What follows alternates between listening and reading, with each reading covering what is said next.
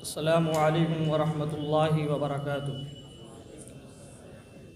الحمد للہ وکفی وسلام علی عبادہ الذین اصطفی، اما بعد فقد قال اللہ تعالی ان ینصرکم اللہ فلا غالب لکم۔ صدر مجلس، حکم صاحبان اور اسلامی بھائیوں، آج کی اس پر رونق بزم میں جس موضوع پر خطاب کرنا چاہتا ہوں، میرا موضوع خطاب ہے مسلمانوں کے موجودہ حالات۔ سامعین کرام، اعدائے اسلام خصوصاً یہود و نصارہ کی یہ ہمیشہ کوشش رہی ہے کہ اسلامی احکام، شرعی تشخص اور مسلمانوں کے کردار کو اس قدر مجروح کر دیں کہ مسلمانوں کے اندر وہ اوصاف برقرار نہ رہ سکے جو ان کے اسلاف کے اندر تھے۔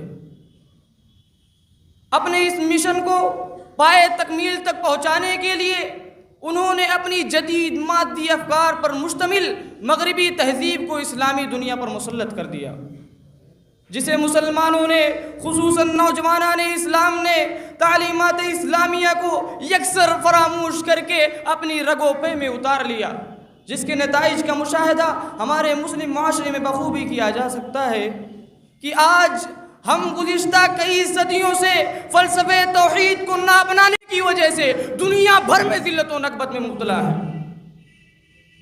خصوصاً اس قوم کے طبقے عمرہ کے دل سے غیرت و حمیت اور ایمان کا نور بالکل نکل چکا ہے، کیونکہ قانون خداوندی ہے ان ینصرکم اللہ فلا غالب لکم وان یخذلکم فمن ذا الذی ینصرکم من بعدہ۔ نوجوانان ملت اسلامیہ، اب یہ سوال تمہارے ذہن میں بار بار آتا ہوگا کہ آخر المناک واقعات اور حادثات مسلمانوں پر ہی کیوں آتے ہیں، اور جو قوم روحانیت سے بے بہرہ، مادہ پرست اور منکر توحید ہیں، مثلا اقوام مغرب، ان پر یہ حادثات کیوں نہیں نازل ہوتے؟ وہ قومیں زیادہ سکون اور خوشحالی سے کیوں زندگی بسر کر رہی ہیں؟ تو اس کا جواب یہ ہے کہ یہ سوچنا بالکل غلط ہے کہ دوسری قومیں زیادہ سکون اور خوشحالی سے زندگی بسر کر رہی ہیں۔ ان کے یہاں جو اضطراب و بے چینی ہے وہ ذرا ان سے پوچھئے۔ ظاہری چمک دمک اور ٹیپ ٹاپ سے دھوکہ نہ کھائیے۔ میرے بھائیو، حقیقت یہ نہیں ہے کہ مسلمان اس لیے پسماندگی اور تنزلی کا شکار ہے کہ وہ آزاد خیالی کے نظریے کو مکمل طور پر اپنانے سے گریزاں ہے۔ اس کے برعکس حقیقت یہ ہے کہ آج ہمارے نوجوانوں نے فحل میں مدکر پر لبیک نہیں کہا، اور یہی ہمارے زوال کا سبب ہے۔ کیونکہ حالانکہ اللہ تعالیٰ کی طرف سے وَكَانَ حَقًّا عَلَيْنَا نَصْرُ الْمُؤْمِنِينَ کا مزدہ سنایا گیا، ان کی زب و حالی و درماندگی خون کے آنسو رلاتی ہیں۔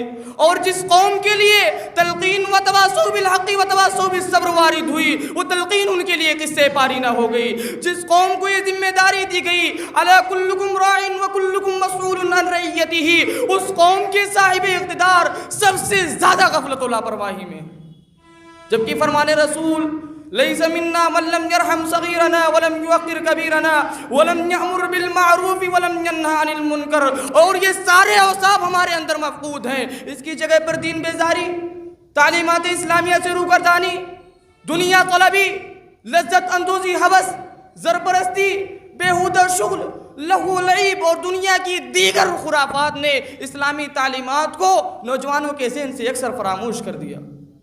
میرے بھائیو، آج بھی ہم غالب ہو سکتے ہیں بشرطی کی فرمان الہی ادخلوا فی السلم کافہ اور واعتصموا بحبل اللہ جمیعا ولا تفرقوا کے مصداق بن جائیں، تو پھر پوری دنیا کی زمام قیادت و سیادت ہمارے ہاتھوں میں آئے گی اور دشمنان اسلام سرنگوں ہوں گے۔